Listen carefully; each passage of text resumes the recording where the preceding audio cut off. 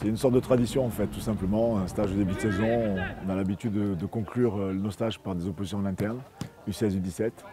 Ça permet aux U16 de voir un petit peu les joueurs du dessus, de la génération du dessus, et aux joueurs du dessus aussi, qui arrivent peut-être pour la première fois, de jouer contre une très belle équipe, puisque les U16 ont une très belle génération. Donc c'est à la fois une sorte de tradition et à la fois une sorte d'évaluation du moment, et ça permet aussi de mieux se connaître, tout simplement.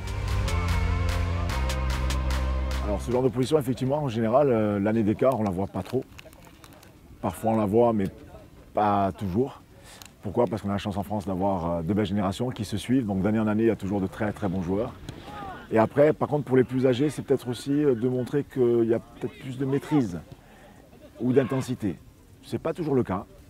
Comme aujourd'hui, par exemple, c'était assez serré, mais c'est normal, c'est un stage, c'est la reprise. Beaucoup de joueurs qui ne se connaissaient pas, beaucoup de joueurs qui n'ont jamais trop joué ensemble. Donc à la fois, ça donne quelques indications, mais ce n'est pas non plus un jugement définitif. Au contraire, c'est juste un match qui est très intéressant à jouer et qui nous donne quelques indications sur le potentiel du moment, tout simplement. L'idée, c'est de préparer depuis un an déjà, on travaille. L'idée, c'est que les joueurs, lorsqu'ils sont avec nous, on a peu de temps.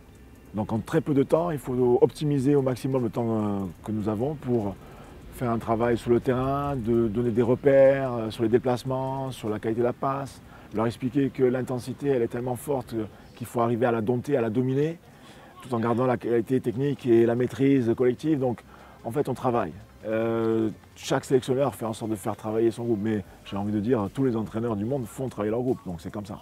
Donc c'est le travail. Nous travaillons beaucoup, beaucoup, beaucoup. Et en même temps, nous gérons aussi les temps de jeu, nous gérons l'intensité parce que sur le retour des clubs, c'est important que les joueurs reviennent en bonne santé. Ça, c'est très important. Il y a toujours des aléas.